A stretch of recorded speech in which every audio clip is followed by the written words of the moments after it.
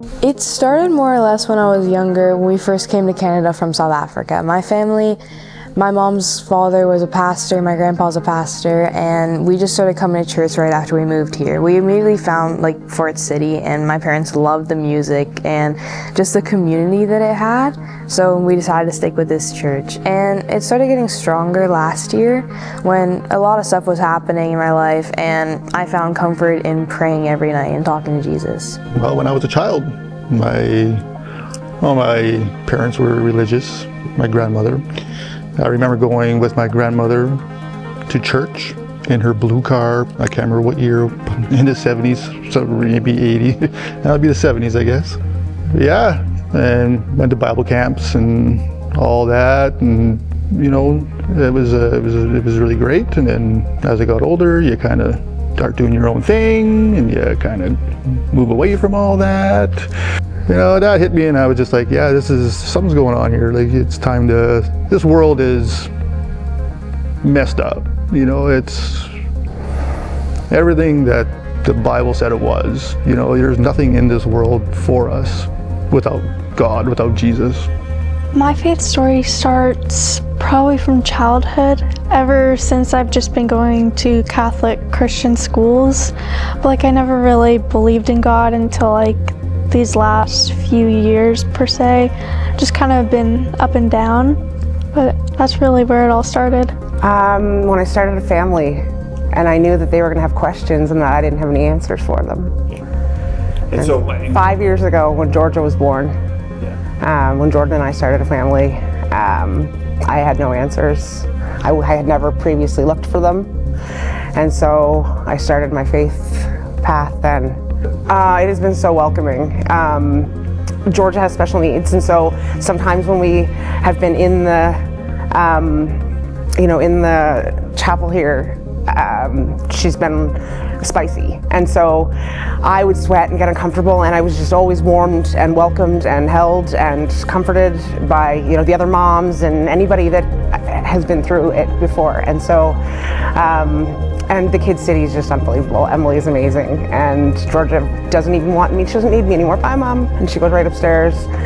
I've always, since we were children, known who God was and had that be part of our life in varying degrees. It seemed to gain a lot more importance once I became a dad, and felt like it was time to get Jesus on my side if I'm going to be a good father and a good husband. So, well, actually my eldest got baptized a year ago, so she kind of put more fuel on the fire again, and we started coming again as a family to church for the first time. I was in my backyard. I had just started coming here, and I was reading the typical self-help books, that are all over the market now, finding your inner peace and all that. And I just kept having a voice in my head going, this must be what it's like to have faith. This must be what it's like to follow Jesus. And I just couldn't shake it out of my head. And from there, I just became open to reading the Bible and learning more about what it is and what it means to be a follower of Jesus. It means taking a step closer to God, becoming more comfortable with Him, just being able to talk to Him more, devoting myself to Him in a way, saying, I follow you, and just also changing for the better, letting go of bad habits, becoming a better person, and trusting in God. It's making your faith public is what it is. And you immerse yourself as you immerse under the water, the old, and you come out the new, right? It's just coming up in the life of Jesus. I decided to follow Jesus just because rough times, and I just feel like I needed someone else there with me. Baptism means to me just a fresh start. Well, He's really just helped me through hard times and find out who I was again. Well, that just sounds so attractive, the idea of leaving things behind, because I have, a history with, alcohol and drug abuse, and, although I'd never hurt anybody, there was just things in my life that I still have nightmares about. I still relive, and to think that I can shed some of that weight and some of that,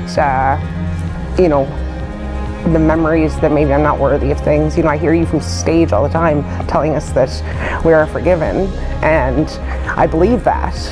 I think baptism is just renewing, and I'm really excited to be a part of that. I think that it is a public representation that I'm accepting the free gift that Jesus already put out there for us to get. Long story short, he already did the ultimate sacrifice. He's just asking and waiting for us to accept it. Every day it just seems like the world's getting crazier and crazier, and to have that firm belief in something to really ground you, I think is more meaningful now than ever. And to come to that decision that this is what I want to believe in, this is what I do believe in, it's being able to see things in a different way, in a different light, and in a more peaceful way. And for me, it's that. It's leaving behind that old self that would let those worldly things bother me, I guess, in a way, and seeing things in a different light, in a grander light, and setting an example for my own family.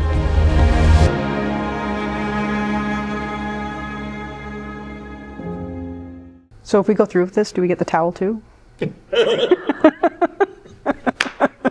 I'm just here for the free t-shirt. No.